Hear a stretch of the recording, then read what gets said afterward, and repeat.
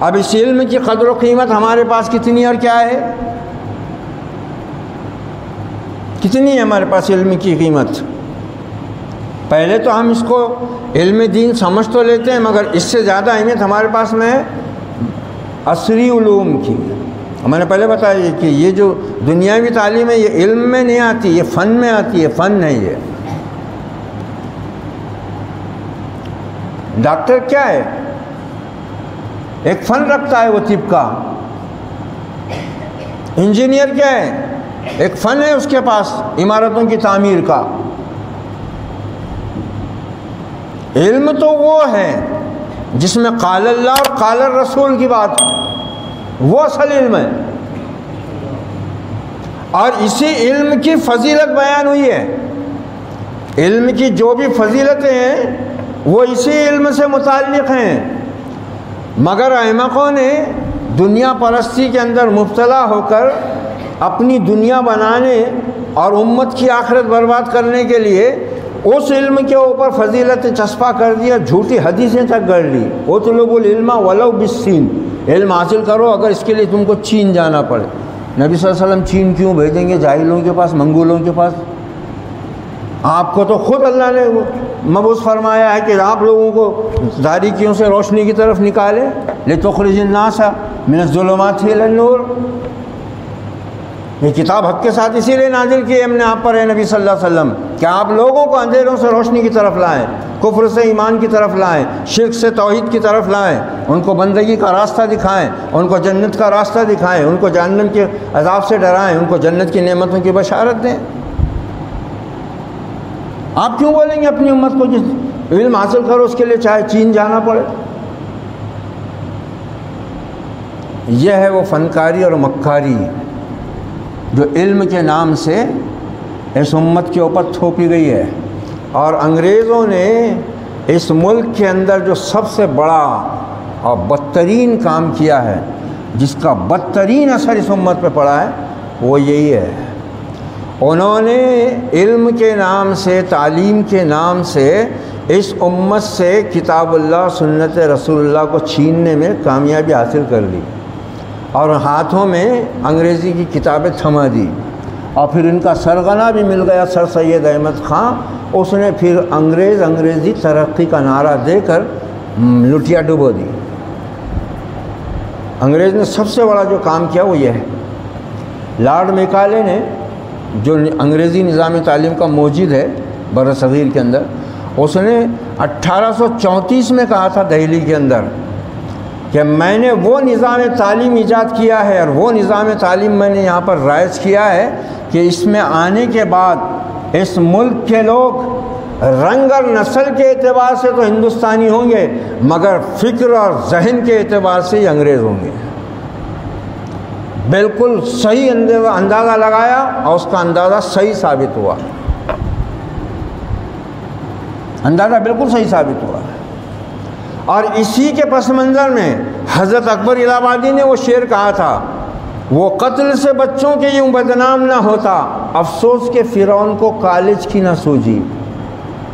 اس شعر میں بہت بڑی گہرائی حضرت اکبر نے پیش کی ہے کہ اکبر بدنام ہوا دنیا میں، تاریخ میں، بنی اسرائیل کے بچوں کو ذبح کر کے، جس کی قرآن خود تائید کر رہا ہے۔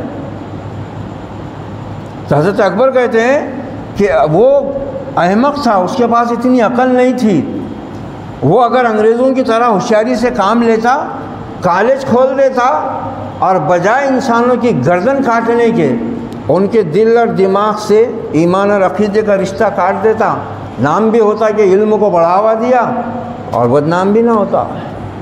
وہ قتل سے بچوں کے یوں بدنام نہ ہوتا، افسوس کہ فرعون کو کالج کی نہ سوجھی۔ اور ادھر اللہ نے اس زمانے میں اس امت کو رہبر رہنما بھی ایسے دیے تھے، مگر ان کی آواز پر دھیان نہیں دیا گیا۔ اور یہ بہت بڑا المیہ اس زمانے میں بھی تھا، آج بھی ہے۔ ہم کو کڑوا سچ قبول نہیں ہے، ہم جھوٹ کے چٹخارے کے عادی ہو چکے ہیں۔ کڑوا سچ ہم نہیں قبول کرتے، وہ ہمارے حلق سے اترتا ہی نہیں۔ ہاں، جھوٹ کا چٹخارا جتنا ہو تو پھر اس میں مزہ آتا ہے۔ علامہ اقبال، اچھا یہ دونوں بھی شاعر جو ہیں ہمارے، اکبر الہ آبادی، علامہ سر محمد اقبال رحمۃ اللہ علیہ،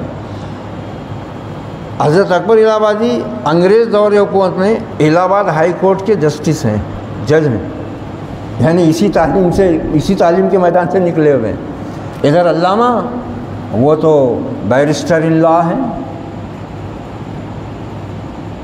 بیرسٹر ان لا ہے۔ حضرت اکبر نے یوں کہا، عورتوں کے بارے میں حضرت اکبر نے امت کو یوں آگاہ کیا، تعلیم لڑکیوں کی ضروری تو ہے مگر خاتون خانہ ہوں وہ صبا کی پری نہ ہوں، ایک۔ اور دوسرا انہوں نے اس ملت کی اس انگریزی سے مروبیت کے بارے میں کہا تھا، حامدہ چمکی نہ تھی انگلش سے جب بیگانہ تھی، اب ہے وہ شمع محفل پہلے چراغ خانہ تھی۔ یہ اتنا خطرناک کام تھا مسلمانوں کو اپنا غلام بنانے کے لیے کہ انگریز بہادر نے اس علم کو، اس تعلیم کو جو انسانیت کی تعمیر کے لیے نازل ہوئی تھی، انہوں نے اس کو علم کے نام پر، ایجوکیشن کے نام پر، تعلیم کے نام پر سب سے پہلے تو اس کو پیٹ سے جوڑ دیا انہوں نے۔ اب مقصد کیا ہوگا علم حاصل کرنے کا؟ کہ علم حاصل کرنا ہے کہ نوکری ملے۔ کسی کہنے والے نے بہت اچھی بات کہی ہے کہ اگر علم کا بنیادی مقصد نوکری کا حصول ہے تو پھر معاشرے میں نوکر ہی پیدا ہوں گے، رہنما نہیں پیدا ہو سکتے۔ انگریزوں کا نوکر بنا کر رکھ دیا گیا، اور یہ مروبیت ایسی چھائی بھی آج بھی کہ دین کے علم بردار بھی بیچارے اس زبان کے اتنے رسیا ہیں، اتنے عاشق ہیں کہ وہ چاہے قرآن کا درس دیں یا حدیث کا درس دیں، وہ جب تک انگلش کے 2-4 جملے نہیں بولیں گے نہ ان کا درس مکمل ہوتا ہے، نہ سننے والوں کو ایسا لگتا ہے کہ یہ علم والا ہے۔ انگریزی بولو تو یہ لوگ بھی سمجھتے ہیں کہ بھئی ہے، ٹیلنٹ ہے ان میں، صلاحیت ہے، علم ہے۔ یہ ذہنی غلامی ہے، اسی میں مبتلا کیا ہے انگریزوں نے۔ وہ اس ملک کو چھوڑ کر گئے، مگر جب وہ یہاں تھے اس سے زیادہ بدتر حالت میں انہوں نے اس امت کو کر دیا ہوا ہے۔